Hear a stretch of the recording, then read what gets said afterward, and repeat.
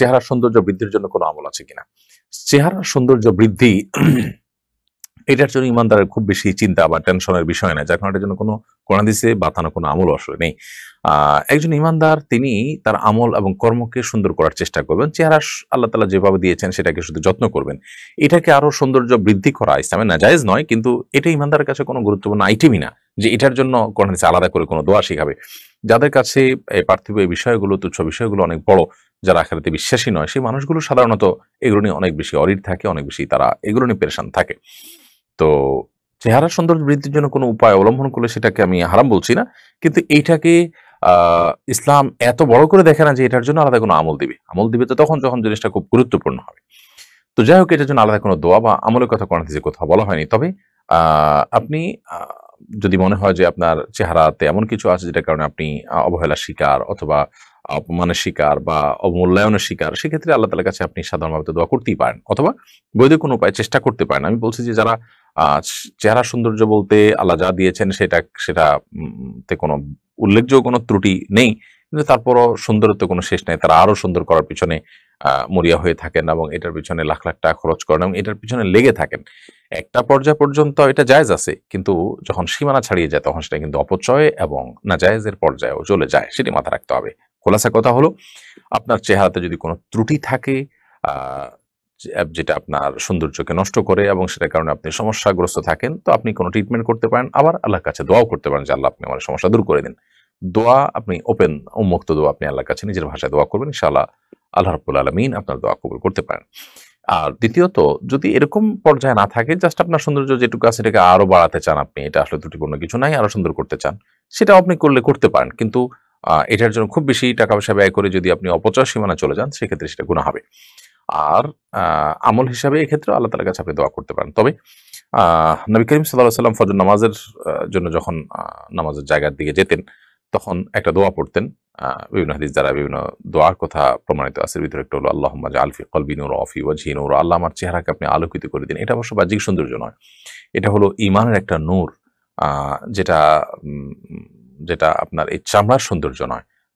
যেটার মধ্যে এক ধরনের লাবণ্য থাকবে, এক ধরনের সৌন্দর্য থাকবে, অভাবনীয়, অকল্পনীয়, এবং যে সৌন্দর্যটা একেবারেই আপনার অতি প্রাকৃতিক। অতএব সেটার জন্য আল্লাহ তাআলার কাছে সে দোয়া আপনি করতে পারেন, সেটা ভিন্ন বিষয়। আমাদের মাদ্রাসায় উপবৃত্তির জন্য ফরম পূরণ করতে বলেছে। আমার বাবা প্রবাসে থাকেন। এখন ফরম পূরণ করার সময় যদি মিথ্যা বলি কৃষি কাজ করেন, তাহলে গুনাহ হবে কিনা? অবশ্যই গুনাহ হবে। ঈমানদার কখনো মিথ্যা বলবার কোনো সুযোগ নেই। আপনি উপবৃত্তি হোক আর অন্য কোনো কিছু হোক, সুবিধা গ্রহণ করার জন্য আপনি মিথ্যা কথা বলতে পারেন না। যে মাদ্রাসার কর্তৃপক্ষ এরকম কথা বলে, সে মাদ্রাসার সন্তান পড়ানো উচিত না, কারণ সে মাদ্রাসা থেকে সন্তান আদর্শ এবং দ্বীন কি শিখবে যারা মিথ্যা বলতে আপনাকে প্ররোচিত করে, যদি তারা সেই প্ররোচনা করে থাকে। 4 রাকাত বিশিষ্ট ফরজ নামাজের তৃতীয় রাকাতে ভুলে যদি সূরা ফাতিহার সাথে অন্য কোনো সূরা পড়ে ফেলি, তাহলে নামাজ হবে কিনা? 4 রাকাত বিশিষ্ট ফরজ নামাজের তৃতীয় রাকাতে সূরা ফাতিহার পর অন্য কোনো সূরা আপনি পড়ে ফেললে নামাজ হয়ে যাবে, নামাজ হবে না, ব্যাপারটা সেই লেভেলের না। টয়লেটে ওযুর ব্যবস্থা থাকলে ওযুতে কিভাবে দোয়া পড়ব? টয়লেটে ওযুর যদি ব্যবস্থা থাকে, তাহলে সেক্ষেত্রে ওযুর দোয়া তো টয়লেটে পড়তে পারেন না, যেহেতু আল্লাহর নাম সেখানে আছে। এজন্য আপনি বাহিরে দোয়া পড়ে তারপর ভিতরে ঢুকে হাত দিয়ে ওযু শুরু করে দিলেন, অর্থাৎ ঠিক টয়লেটের বাহির থেকে দোয়াটা পড়ে নিয়ে আপনি ভেতরে চলে গেলেন, অথবা দোয়া মনে মনে পড়লেন। পা ধরে সালাম করা যাবে কিনা? সালাম মুখে দেওয়ার জিনিস। আসসালামু আলাইকুম ওয়া রাহমাতুল্লাহি ওয়া বারাকাতুহু, এভাবে সালাম প্রদান করবেন, সেটাই সালাম। সালামের সাথে পা ধরার কোনো সম্পর্ক নেই। আল্লাহর রাস্তায় দানের ক্ষেত্রে কোন খাত উত্তম? আপনি আল্লাহর জন্য যদি দান করতে চান, তাহলে সাদকা জারিয়া, যে দান দীর্ঘমেয়াদে থাকবে, তার উপকারিতা, সেটাতে আপনি দিবেন। এরপর যেটাতে দানের প্রয়োজনটা অনেক বেশি থাকবে, কোথাও মসজিদের নিড অনেক বেশি থাকতে পারে, কোথাও টিউবওয়েলের নিড বেশি থাকতে পারে, যেখানে যেটা নিড বা প্রয়োজনটা বেশি থাকবে সেটাকে আপনি প্রায়োরিটি দিয়ে দান করবেন। বিদেশি কোনো সংস্থার কাছ থেকে মসজিদের বাজেট নিয়ে মসজিদ নির্মাণ করা যাবে কিনা? কোনো অসুবিধা নেই। বিদেশি কোনো সংস্থা যদি আপনাকে মসজিদের জন্য টাকা দেয়, আপনি সেই টাকাটা নিয়ে মসজিদ করতে পারেন। সাধারণত মুসলিম দেশগুলো বা মুসলিম দেশ না হলেও অমুসলিম প্রধান দেশে অনেক মুসলিম সংগঠন এ জাতীয় বাজেট দিয়ে থাকে, এটা গ্রহণ করতে কোনো অসুবিধা নেই। অনেক সময় 4 রাকাত বিশিষ্ট ফরজ নামাজ কোনো কারণবশত একা পড়ার সময় আমি তৃতীয় চতুর্থ রাকাতে ফাতিহা পড়ার পর ভুলে বিসমিল্লাহ পড়ে ফেলি, এজন্য কি সাজদা দিতে হবে? উত্তর হলো না, এ কারণে আপনাকে সাজদা দিতে হবে না। শুক্রবারে কি নফল সিয়াম রাখা যাবে? আইয়াম বীজের রোজা রাখতে গিয়ে যদি শুক্রবার এসে যায়, তাতে কি কোনো সমস্যা আছে কিনা? শুধু শুক্রবার হিসেবে রোজা রাখা, সেটা নিষেধ হাদিসে। তবে আইয়াম বীজের রোজা, যে চন্দ্র মাসের 13, 14, 15 এই দিনগুলো রোজা রাখতে গিয়ে মাঝখানে বা কোনো একটা পর্যায়ে যদি শুক্রবার পড়ে যায় তাতে কোনো অসুবিধা নেই সেদিন রোজা রাখাতে, কারণ আপনি শুক্রবার হিসেবে রাখেননি, আপনি রেখেছেন আইয়াম বীজ হিসাবে। যেমন আমরা রমজানে শুক্রবার পড়লেও সেটাতেও রোজা রাখি, কারণ সেটা শুক্রবারের কারণে রাখিনি, আমরা রমজান মাস হিসেবে রেখেছি। কোম্পানি বিভিন্ন জায়গায় যাওয়ার জন্য আমার জন্য নির্ধারিত ভাড়া দেয়। আমি যদি রিক্সা না গিয়ে হেঁটে বা অন্য কোনো উপায়ে কোম্পানি থেকে রিক্সা ভাড়া নিয়ে নেই, উক্ত ভাড়া কি হালাল হবে? আপনার জন্য যদি থোক বরাদ্দ থাকে, যে টাকা আপনি পাবেন ফিক্সড, আপনি কি করলেন না করলেন এটা দেখা দেখি নাই, কোম্পানি আপনার কাছে বিল ভাউচারও চায় না, তাহলে সেক্ষেত্রে আপনি এটা নিতে পারেন এবং হেঁটে গেলেও আপনি এই টাকাটা ভোগ করতে পারবেন। যে এক জেলা তার জেলা গেলে থোকে বরাদ্দ আছে আপনার জন্য, আপনি কিভাবে যাবেন সেটা আপনার ব্যাপার, তাহলে এই টাকা আপনি নিতে পারেন। আর যদি ব্যাপারটা এরকম হয় যে না, আপনার এর জন্য ভাউচার জমা দিতে হবে এবং আপনি কোন বাহনে যাচ্ছেন তার উল্লেখ করতে হবে, যা খরচ সেটা আপনি পাবেন, একটা লিমিটেশন আছে হয়তো বা, কিন্তু এর মধ্যে কমও হতে পারে বেশিও হতে পারে, থোক বরাদ্দ না আর কি এক কথায়, তাহলে সেক্ষেত্রে আপনি এটা করতে পারেন না, কারণ সেক্ষেত্রে এটা মিথ্যা হয়ে যাবে সরাসরি। আমাকে একজন বলেছে হালাল খাওয়ার চেয়েও নাকি বেশি জরুরি পর্দা করা। আমি এই বিষয়ে আপনার কাছে জানতে চাই। না, হালাল খাওয়ার চাইতে পর্দা করা জরুরি এই কথা বলা ভুল, কারণ হালাল উপার্জন থাকা, হারামকে বর্জন করা, এটার গুরুত্ব অনেক বেশি। তবে পর্দার বিষয়টা সমপর্যায়ের, অর্থাৎ এটা যেরকম ফরজ, পর্দা করাটাও একই রকম, ওইটাও কিন্তু ফরজ। হ্যাঁ, ফরজের গুরুত্ব বিবেচনা করলে আপনি অবশ্যই হারাম থেকে বেঁচে থাকার গুরুত্বটা পর্দার চাইতে একটু বেশি, বাট পর্দা করাটাও ফরজ। অর্থাৎ এই দুটার মধ্যে পার্থক্যটা এই লেভেলের না যে একটা ফরজ আর একটা নফল, একটা ঐচ্ছিক আর একটা আবশ্যক, এরকম না। আপনি হাল খাওয়ার চেষ্টা যেমন করবেন, পর্দাটাও আপনাকে করতে হবে। তো মহৎ লক্ষ্য পূরণের পর মিষ্টি বিতরণ অনুষ্ঠান করা জায়েজ আছে কিনা?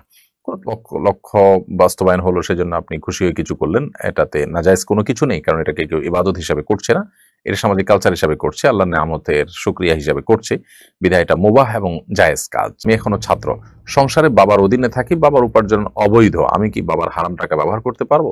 যদি আপনি অপ্রাপ্তবয়স্ক হয়ে থাকেন এবং আপনার উপার্জনের কোনো পথ খোলা নেই, তাহলে সেক্ষেত্রে আপনি নিরুপায় হিসাবে যেটুকু না হলে আপনার জীবন বাঁচে না সেটুকু সেখান থেকে শুধু গ্রহণ করতে পারবেন।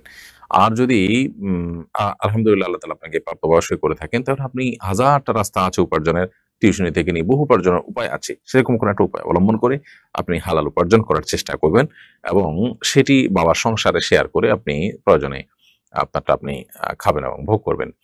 আর যদি এখনো সেই পর্যায়ে আপনার যাওয়ার মতো কোনো সুযোগই না থাকে, তাহলে সেক্ষেত্রে যতদিন পর্যন্ত সুযোগ না হচ্ছে আপনি নিরুপায় হিসাবে ততদিন পর্যন্ত বাবার সম্পদ সংসার থেকে সেটি গ্রহণ করতে পারেন, কিন্তু খুব দ্রুততার সাথে আপনার নিজস্ব উপার্জনের পথ আপনাকে খুঁজে বের করে ফেলতে হবে। সম্প্রতি আমাদের এদিকে অনেকেই ভিজিট ভিসায় ফেক ডকুমেন্টস দেখিয়ে বিদেশে গিয়ে সেটেলড হয়। যারা বিদেশে এভাবে এসে উপার্জন করেন তাদের ইনকাম হালাল হবে কিনা? ইনকাম যদি হালাল কাজ করে হালাল উপার্জন করে সেটা তো ইনকাম তো হালাল হয়ে যাবে, বাট প্রতারণা করে, মিথ্যা কথা বলে এবার বিদেশ যাওয়া জায়েজ নয়, সে কারণে গুনাহ হয় এবং সেই গুনাহের জন্য তাদের তওবা করা উচিত এবং আল্লাহ তাআলার কাছে মাফ চাওয়া উচিত এবং এই ধরনের প্রতারণামূলক কাজ আর না করার সংকল্প অবশ্যই তাদেরকে করতে হবে, নাহলে সে গুনাহ মাফ হবে না। গামছা গায়ে দিয়ে নামাজ পড়া যাবে কিনা? নামাজ তো হয়ে যাবে, কিন্তু অবশ্যই ত্রুটিপূর্ণ হবে, নামাজের কোয়ালিটি নষ্ট হবে, কারণ আপনি গামছা গায়ে দিয়ে নিশ্চয়ই গুরুত্বপূর্ণ কোনো ব্যক্তির সঙ্গে সাক্ষাৎ করতে যাবেন না, বিধায় এটা আপনার নামাজের যে মর্যাদা সেটাকে নষ্ট করে। জানাজার নামাজে যদি কেউ মাসবুক হয়, যদি এক বা একাধিক তাকবীর ছুটে যায়, তাহলে করণীয় কি?